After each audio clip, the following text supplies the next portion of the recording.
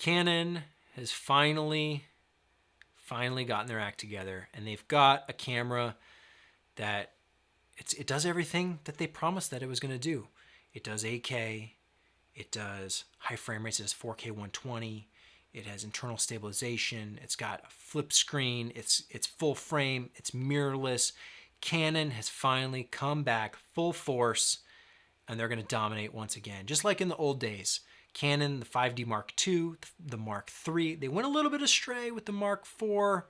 Not quite what we wanted, but they're back. They got rid of that mirror box. We're mirrorless. We're 8K. It's everything you could ever imagine. It's 422 10-bit. It does everything you would want. And the rumors were true. And it all came true. Except Canon had to do it again. Canon had to do it again. I talked about this. I did a live stream when there were rumors talking about the Canon R5 and how this is going to be 8K and can you believe it and oh my goodness. And I said, you know, typically, cool if these rumors are true, but I bet there's going to be some sneaky little thing that's going to be wrong with it. There's something, I don't know what it is. Is it the codec? Is it a crop? Is it crop? Because that's what it was in the past, right? It was like, oh, it does 4K, but it's cropped. And you're like, well, then why am I buying a full frame camera? No, it's not a crop this time. Is it the battery life? Is it the codec? You know, is it like the files huge? Well, the files are huge on the R5, but the Achilles heel of the R5 is that the thing overheats. People have talked about this. Canon has admitted it. They've said, yeah, it overheats. You can shoot for like 10 minutes, 20 minutes. Okay, great. So it doesn't actually shoot 8K. It shoots 8K for 10 minutes, and then it shoots absolutely nothing because I have to wait for it to cool down. And then I can shoot another 10 minutes of 8K, and then I can shoot absolutely nothing because the camera is overheated. I've seen, I think it's Tilta now. The influx of accessories is coming. External fans to keep your camera cool. Why even make it a feature if the camera can't actually do what you say it's going to do? Like, I can't imagine any other scenario where like the product only works sometimes doing what they say that it does. The other time it doesn't work at all because it's overheated. Maybe I'm being too hard on Canon, but I do like the feeling of just saying I was right. And I'm actually sad to say I was right. I was so excited because here's the deal. Canon R5, the rumors were trickling out. It's going to shoot 8K. It's going to do all this great stuff. 4K 120. Whoa, it's going to shoot RAW. This is amazing. And it's only going to be like $4,000. And I was getting my pocketbook ready. I don't want to say pocketbook. My wallet, right? I'm getting my wallet ready. I'm like, oh, I can't wait. When this thing comes out, I might switch. So I shoot GH5, shoot Ursa Mini, but I'm like, wow, if I can do 8K, if I have all these amazing features, if I have that beautiful Canon footage, the palm of my hand, full frame, oh my goodness, here I come. I'm ready. Take my money, Canon. And then they announce a thing, and it's like, yes, rumors are true. It does everything you want, but it overheats. My wallet immediately went away, and I was like, no, thank you. And this is for the R5. Granted, I looked at the R6 as well, and I was like, okay, well, if I don't want your flagship, the R6 is a little cheaper. It's like $2,500. Do I want the R6? I don't necessarily need 8K, but I like a full frame camera. How about the R6? Well, it does 4K 60. Okay, well, that's what I kind of already have with the GH5, and with a speed booster, I'm like Super 35. I don't really see the need to upgrade to full frame, especially when I have all these lenses that work with what I have now. That's basically Super 35, which is, you know, usually good enough. I get that some people want full frame, but like for me, it's not like you don't have to have it. You know, movies for the longest time have been shot Super 35, and like I don't think any audience member was complaining like, excuse me, this isn't full frame. Like, people watch the movie. They like how it looks, right? Because of other things, the lights, the sets, the actors. So anyway, but I wanted Canon to succeed. I wanted them to get back in the game, and they've thrown basically every feature you would want on a camera that then overheats, and you end up getting none of those features because you literally can't use the camera. So I don't know who this is meant for. I don't know who's excited to shoot for like 10 minutes and then like deal. Apparently the files are really annoying to edit as well. So it's like that. It's that Canon magic. It is always like every spell has like a consequence. I don't know what series is that where they have to. Oh, it's the Witcher, where like you have to like magic has a cost. That's the Canon magic. It has a cost, and what they can do with 8K comes with a sacrifice of like you can't use the camera. Fantastic. Anyway, the R6, because like the R5, I basically write it off. The files are going to be incredibly large and annoying to edit. Just eat up hard drive space, eat up cards. You're going to have to, oh my gosh, you're going to have so many cards, and they're so expensive, and you're just going to be bleeding money on hard drives and memory cards, storage space, and even then, you're only going to be using the camera for like a few minutes here and there, and then it's going to overheat, and like, what a nightmare. Theoretically they could have a firmware update, but like they've come out and straight up just like admitted that like it overheats. So it seems to be like the intent. Like I don't think there's anything to fix, because they just now if you look at the Panasonic S1H, also a full frame camera, also $4,000, doesn't do 8K but it does 6K, shoots anamorphic as well. They put a fan inside that camera to cool it down. They even say on the product page for the Lumix S1H that it has a fan to prevent it from overheating. Panasonic told Canon how to do it. They said right on the spec sheet, like, yep, put a fan inside of it. And Canon was like, no, ours is going to overheat. It's really funny. It's really funny. Anyway, the R6, cool camera, I suppose, if you love Canon and you have RF lenses or you want to get into the RF system, because like it is probably the future for Canon, and their glass will all be in this kind of new RF mirrorless style. But for me, I just Canon has just like dropped the ball so many times over the past 10 years. They started the DSLR revolution with the 5D Mark II. By accident, they did it. They kicked it off, and they have not been able. It's incredible to watch a company fail so often, and like I guess they don't really get penalized for it, right? People still buy these cameras and they get excited, like the Canon R and the RP. Very popular on YouTube with the vloggers and people just taking photos, and they want to do video as well, and like. But when you want a proper camera that like has the features that are like competitive in the marketplace, right? You don't have to go Panasonic, you don't have to go Sony, you don't have to go Blackmagic, but like they all kind of have that feature set that you're looking for. You say, okay, well, I want a camera that can do 4K 60, and like this camera can do it, this camera can do it, this camera can do it, this one can't. You're probably not going to get that one. And like that's where Canon seems to be over and over and over again. And it's like they thought, well, hey, we'll just leapfrog everybody and make 8K the new norm, except it's going to overheat. And then Sony just strolls along and says, hey, everyone, you've been waiting for that A7S Mark III. Here you go. Doesn't do 8K, but it does 4K, and it does it at 120 frames, same as the Canon. But guess what? Ours doesn't overheat. And everyone gives them a round of applause and says, thank you for not being ridiculous and giving us a camera that actually works. It's not really fair to sell a camera that doesn't work. And if it overheats, it's like you wouldn't buy a car that could only drive 10 miles and then it overheats. And then you have to wait another 10 minutes and you can drive 10 more miles. Then you gotta wait 10 minutes. Like you would not buy that vehicle. You wouldn't buy a Tesla if it only went 10 miles and then you had to recharge it, and then 10 miles and then you had to recharge it. You wouldn't do it. So I don't know why they think, I don't know who is going to be shooting 10-minute increments. And I keep using 10 minutes. I don't know the actual, like, well, you can shoot 20 minutes and then it's only 8 minutes. It's like, okay, so you can shoot roughly like 10 minutes of footage and then it overheats. And you gotta, but buy the fan, buy ice packs, buy, I don't know. What do you have to buy? You have to buy extra stuff to make sure the camera doesn't overheat. And then the R6, if that one doesn't overheat, and it does the bare minimum, 4K 60, like Panasonic was doing years ago, and the S1H does. Granted, the R6 is cheaper than the S1H. So if anything, this just makes me excited for what Sony has to come, which the A7S III is more expensive. It's about $3,500. So for $1,000 more, you get 4K 120 from the Sony versus Canon with the R6. You get 4K 60, which 4K 60, I mean, if you have a GH5, you've been shooting that way for a long, long time. I have, right? The Ursa Mini Pro Gen 1 did 4K 60. Gen 2 does 4K 120.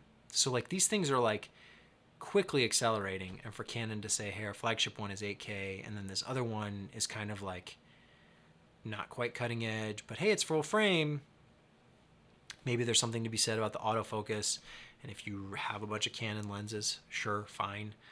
But it's just funny. It's not the brand or the cameras I would want to champion, because it's just comical. Like, this is the stuff we used to deal with 10 years ago when this stuff was just happening, and it was like, oh, okay, it's a photo camera and it can do video. And so like, I understand that there's recording time limits. I understand that it kind of overheats in certain situations. I understand that the codec isn't quite perfect for what I want, because I'm working around, because I'm taking the sacrifice that it's a photo camera that also does video. Now these cameras with Sony, the A7S Mark III, it is their video-centric camera. They say it in their marketing materials. They say, this is our video one. If you want the resolution one, go for the A7R. The A7S, low light video. That's what it's for. And Canon is doing the same thing, like, oh, 8K. Does that appeal to photographers? Maybe, but like, it sounds like a pretty video-centric thing to me. So if you say your flagship camera is a video camera, it should be able to shoot video and not be doing workarounds like we were 10 years ago, just accepting it and making do because it was the only camera that did it. There's plenty of cameras that do it, and you don't need 8K for every project, much less the file sizes and RAW and all the other stuff that's associated with it. Like, that's really expensive to edit that footage. And you have this camera that can't even stay powered on because it's going to fry itself. It's going to melt. I live in Phoenix, okay? Most people are dealing with 80-degree temperatures, 90, 100 if it's really hot in the summer. I deal with 120. It's going to overheat in like 2 seconds for me. So at the end of the day, it's just a deal breaker. And what's so funny is, like, I wanted to give Canon my money. I've not been nice to Canon, let's say, over the past, I don't know, whatever it's been since I've been making YouTube videos. It's like, yeah, I like the GH5, I like the GH4, I like Panasonic, I like Lumix, I like the Sony cameras. Canon is overpriced, and they don't have hardly the features you would want from a video perspective. I was willing to take all that back and say, I forgive you, Canon. I forgive you for what you've done.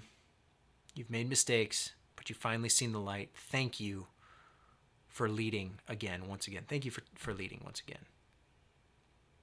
And they dropped the ball. I mean, I'm a pretty tough critic. I'm a pretty tough critic of Canon, and I was willing to give them my money for their R5 and go all in and go, I'm going to buy your lenses. I'm going to switch. I'm going to get rid of the Lumix. I'm going to go Canon. I'm going to go to the dark side. And they're like, yeah, come over here. It's really hot. It's really hot over here. Oh, here, take a fan. You might need to cool down a little bit. And it's just comical. It's just funny. They are so close. Like, why even do it? Make a camera, put a fan in there. I don't understand what they're thinking, because I don't think you can update it with a firmware update. I don't think you can add a fan with firmware. Maybe there's some trickery they can do where you can do 15 minutes now. Oh. But like, people are supposed to use this on film sets? Hold on, actors. Hold on, director.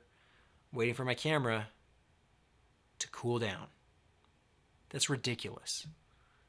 And the R6 is like a nice add-on, I suppose, if you want a full frame camera that's, $2,500, relatively cheap, but like, I guess, and you want to do 4K 60, like, it's a weird thing. Like, if I just wanted it for photos, you'd probably be fine with the R or the RP, some of the original Canon R cameras. So like, it's got 4K 60, but $2,500. I think I'd rather wait for other cameras. I'd rather go A7S III. I'd rather get a GH5. I'd wait for a GH6. Look at the S1H. I personally don't have it, but I would love to shoot with it eventually, because it looks like such a great great camera. A little expensive, $4,000, a little expensive, because it doesn't really offer that much compared like. So I shoot also with the Ursa Mini Pro, and so like that's why it's like not really needed for some of the features it has. But like I just love that. I love that mindset of like putting good features in the camera, and they work. They work well, and it's a new system. And like the biggest uphill battle Panasonic has with the L mount is just getting the lenses out there, getting people to adopt it, all that stuff. Sony, they've been doing it right for a long time. And what's funny about Sony, they're not even necessarily doing that much that's like cutting edge. For the longest time, their batteries have been terrible. Their flip screen has been terrible. They've had recording time limits. They didn't do 4K 60 when they should have. Like everything about the Sony A7S Mark II and the original Mark I is like, they were kind of like bare minimum. They're kind of like, well, yeah, like we do video, and like, so here you go. And people are like, yes, thank you. Like, thank you, full frame, mirrorless camera for like giving me video, because Canon hasn't been doing it. No one's been doing it. So Sony, it's not like they're blessing us and being nice and gracious and giving us good things. I look at that more as like Black Magic. I feel like Black Magic, they have the real Black Magic that's like really good stuff, really affordable. But you know, Sony's just like lucked into it because no one else was doing it. Nikon wasn't doing it. Canon wasn't doing it. Panasonic was like, no, we're micro four thirds. If you want a full frame camera, like what do you? Of course, everyone went to Sony, and they gobbled up the market. It's not because they were doing anything especially good. It's just they were the only ones doing it. So now you got Panasonic with the S1H. There's the S1, and then is there the S1L? I don't know. There's another SKU or model of that. Canon finally went mirrorless. Nikon has gone mirrorless. Like everyone's going. It's the obvious future, and Sony beat them all to it, and that's why they're reaping the reward of just being there, making good glass, making good cameras, like good enough anyway. And now the A7S III, solid camera. If you're an A7S II shooter, definitely upgrade. But like Canon, it's just a joke. I don't know who's excited about these things. I'm sure there's plenty of people out there on YouTube talking about how great the R5 is and it's beautiful and it's cinematic and blah, blah, blah. Most of the stuff they're shooting is because it has good production value. It has good lighting. It has good sets. It has good actors. It has good hair and makeup. You don't need 8K for any of those things. It's a higher resolution. It's going to look sharper. It's going to look crisper. But like the money is elsewhere. The money is in the flamethrowers and the rocket launchers and the smoke effects that you're doing on set to make it look that way. Someone's cat video isn't going to look like that even though it's in 8K. It's just going to melt the camera. So you can film your cat, or you can film your backyard, you can film some bushes. I wanted to like it. I wanted to buy it. I was like, man, I should. That live stream, I was really wrong. I was too harsh on Canon back then. The original one, I mean. That I criticized them. But no. Just on schedule, right on time. There's Canon with that Achilles heel that just says, hey, it's a great camera. Except, not this. It's not cropped this time, right? But that was last time, the 5D Mark IV. Hey, the 5D Mark IV does what you want. No, it doesn't. It has a crop. That's not what we want. And they go, ooh, how about the R5? Does what you want. No, I don't want a camera that overheats. Stop putting out garbage. Now, it's maybe, okay, that's a little too far. It's not garbage. 8K is cool on a package, on a spec sheet. But in actual use, I don't want to have to deal with a camera giving me a headache, making everyone around me frustrated at the fact that I can't actually use my camera because I wanted to be the guy who was like, oh guys, we can shoot 8K now. Isn't this amazing? And they go, actually we can't because your camera keeps overheating. So we're shooting 0K because it's overheating. The R6, I suppose, get it if you want, but like Canon still, I don't know when they're officially dead to me. I mean, they kind of have been for a while. I thought this was maybe like that last little, like they were gonna finally win me over with something, but no. Look elsewhere. Find something else that doesn't overheat, that continuously records, that does everything you want it to do. And yeah. Stop giving Canon your money. They don't deserve it.